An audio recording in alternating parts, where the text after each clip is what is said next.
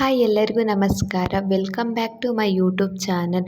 ಯಾರೆಲ್ಲ ನನ್ನ channel ನೋಡ್ತಿದ್ರು please subscribe ಮಾಡ್ಕೊಳ್ಳಿ. ಇದು ನಾನು ಬೀಟ್ರೋಟ್ ಪಲ್ಯ ಹೇಗೆ ಮಾಡೋದು ಮತ್ತು ಮಳೆ ಹುಳಿಕಾಳು ಸಾರು ಮತ್ತು ಮಕ್ಕಳಿಗೆ ಡ್ರೈ ಫ್ರೂಟ್ಸ್ ಪೌಡರ್ ಹೇಗೆ ರೆಡಿ ಮಾಡೋದು ಅಂತ ತೋರಿಸ್ಕೊಡ್ತೀನಿ ಬನ್ನಿ. ಮೊದಲಿಗೆ ನಾನು ಬೀಟ್ರೋಟ್ ಪಲ್ಯ ಮಾಡ್ತಾಯಿದ್ದೀನಿ. ಬೀಟ್ರೋಟ್ ಪಲ್ಯ ಮಾಡೋಕ್ಕೆ ಈರುಳ್ಳಿ, ಹಸಿರು ಮೆಣಸಿನ್ಕಾಯಿ, ಟೊಮೊಟೊ, ಕರಿಬೇವು ಎಲ್ಲ ಕಟ್ ಮಾಡಿ ಇಟ್ಕೊಂಡಿದ್ದೆ. ಇವಾಗ ಒಂದು ಬಾಣಲಿಗೆ ಎಣ್ಣೆ ಹಾಕಿ ಸಾಸಿವೆ, ಜೀರಿಗೆ, ಕರಿಬೇವು, ಈರುಳ್ಳಿ ಸ್ವಲ್ಪ ಫ್ರೈ ಆದಮೇಲೆ ನಾನು ಟೊಮೊಟೊ ಹಾಕ್ತಾಯಿದ್ದೀನಿ. ಈ ಒಂದು ಟೊಮೊಟೊ ಹಾಕಿದರೆ ಸಾಕು.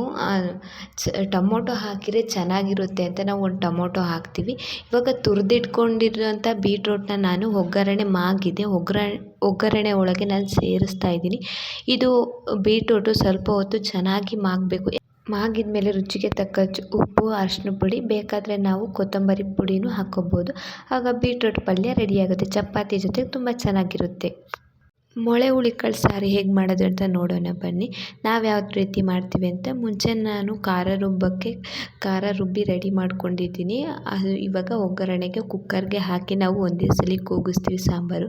ನಾವು ಒಗ್ಗರಣೆಗೆ ಸಾಸಿವೆ, ಜೀರಿಗೆ, ಒಂದು ಟೊಮೊಟೊ ಇಲ್ಲ 1-2 ಟೊಮೊಟೊ, ಈರುಳ್ಳಿ ಹಾಕಿ ಒಗ್ಗರಣೆ ಮಾಡ್ತೀವಿ. ಇವಾಗ ನಾನು ಖಾರ ರುಬ್ಬಕ್ಕೆ ನಾನು ಕೊತ್ತಂಬರಿ ಪುಡಿ, ಖಾರ ಪುಡಿ, 1-2 ಟೊಮೊಟೊ, ಸ್ವಲ್ಪ ಈರುಳ್ಳಿ, ಬೆಳ್ಳುಳ್ಳಿ, ಜೀರಿಗೆ, ಸ್ವಲ್ಪ ಹುಣಸೆಹಣ್ಣು, ಯಾಕಂದರೆ ಟೊಮೊಟೊ ಹಾಕಿರೋದ್ರಿಂದ ಜಾಸ್ತಿ ಹುಣಸೆಹಣ್ಣು ಹಾಕಿರಿ ಹುಳಿ ಆಗಿಬಿಡುತ್ತೆ. ಅದಕ್ಕೋಸ್ಕರ ಸ್ವಲ್ಪ ಹುಣಸೆಹಣ್ಣು ಹಾಕಿ, ಕಾಯಿ ತುರಿ, ಒಂಚೂರು ಅರಿಶಿನ ಪುಡಿ ಹಾಕಿ ನಾವು ಖಾರ ರೆಡಿ ಮಾಡ್ಕೊಳ್ತೀವಿ. ಇವಾಗ ಒಗ್ಗರಣೆ ಮಾಗಿದ ಮೇಲೆ ನಾನು ಒಗ್ಗರಣೆಗೆ ಖಾರ ರುಬ್ಬಿಟ್ಕೊಂಡಿರೋದು ಹಾಕಿ ಮತ್ತು ಮೊಳೆ ಹುಳಿಕಾಳನ್ನು ಹಾಕ್ತಾಯಿದ್ದೀನಿ. ಮೊಳೆ ಹುಳಿಕಾಳು ಹಾಕಿದ ನಂತರ ನಾನು ಅದನ್ನ ಸ್ವಲ್ಪ ನೀರು ಹಾಕಿ, ಉಪ್ಪು ಹಾಕಿ ಮುಚ್ಚುತ್ತಾ ಇದ್ದೀನಿ. ಅದು ಒಂದು 2-3 ವಿಷಲ್ ಬಂದರೆ ಸಾಕು, ಸಾಂಬಾರು ರೆಡಿ ಆಗುತ್ತೆ. ಹಾಗೆ ಮನೇಲಿ ಬಾಳೆಹಣ್ಣು ತುಂಬ ಹಣ್ಣಾಗ್ಬಿಟ್ಟಿದ್ರು, ಸುಮ್ಮನೆ ವೇಸ್ಟ್ ಆಗುತ್ತೆ ಅಂತ ಬಾಳೆಹಣ್ಣಿನ ರಸಾಯನ ಮಾಡೋಣ ಅಂತ ಬಾಳೆಹಣ್ಣೆಲ್ಲ ಕಟ್ ಮಾಡ್ತಾಯಿದ್ದೀನಿ.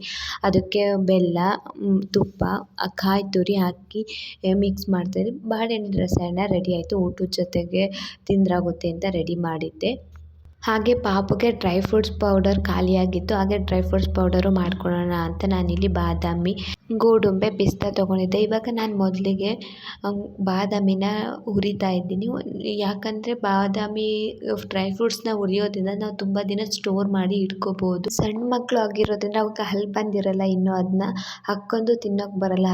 ಅದಕ್ಕೋಸ್ಕರ ನಾವು ಡ್ರೈ ಫ್ರೂಟ್ಸ್ ತಿನ್ನಿಸ್ಬೇಕು ಅಂತಲೇ ಮಕ್ಕಳಿಗೆ ಎನರ್ಜಿ ಮತ್ತು ವೇಟ್ ಗೈನ್ ಆಗುತ್ತೆ, ಮಕ್ಕಳು ತುಂಬ ಆರೋಗ್ಯವಾಗಿರ್ತದೆ ಅಂತ ಇವನ್ನೆಲ್ಲ ಪೌಡರ್ ಮಾಡಿ ನಾವು ಮಕ್ಕಳಿಗೆ ಹಾಲಿನ ಜೊತೆ ಅಥವಾ ಮಾಲ್ಟಿನ ಜೊತೆ ಅಲ್ವಾ ಹಾಗೆ ಕೊಟ್ಟರು ಅವು ತಿಂತಾರೆ. ಇವಾಗ ಎಲ್ಲ ಡ್ರೈ ಫ್ರೂಟ್ಸ್ನ ಹುರಿದಾದ್ಮೇಲೆ ಅದನ್ನ ಸ್ವಲ್ಪ ಹೊತ್ತು ತಣ್ಣಗಾಗೋಕ್ಕೆ ಬಿಡಬೇಕು. ಬಿಸಿ ಇದ್ದಾಗಲೇ ಹಾಕಿರೋದು ಆಯಿಲು ಆಗುತ್ತೆ.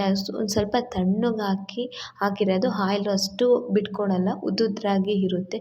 ಅದಕ್ಕೋಸ್ಕರ ನಾನು ತಣ್ಣಗಾದ್ಮೇಲೆ ಮಿಕ್ಸಿಗೆ ಹಾಕ್ತಾಯಿದ್ದೀನಿ. ತುಂಬ ನುಣ್ಣಗೆ ರುಬ್ಬಾರ್ದು, ಯಾಕಂದರೆ ಮುದ್ದೆ ಥರ ಆಗುತ್ತೆ, ಉದ್ದುದ್ರಾಗಲ್ಲ. ಸ್ವಲ್ಪ ತರಿಯಾಗಿ ಹುರಿದ್ರೆ ಚೆನ್ನಾಗಿರುತ್ತೆ. ಈ ರೀತಿ ಮಾಡ್ಕೊಂಡು ಪೌಡರ್ನ ಮಕ್ಳಿಗೆ ಕೊಡೋದ್ರಿಂದ ಹೆಲ್ತಿಯಾಗಿರ್ತೀವಿ, ವೆಯ್ಟ್ ಗೇನು ಜಾಸ್ತಿ ಆಗುತ್ತೆ.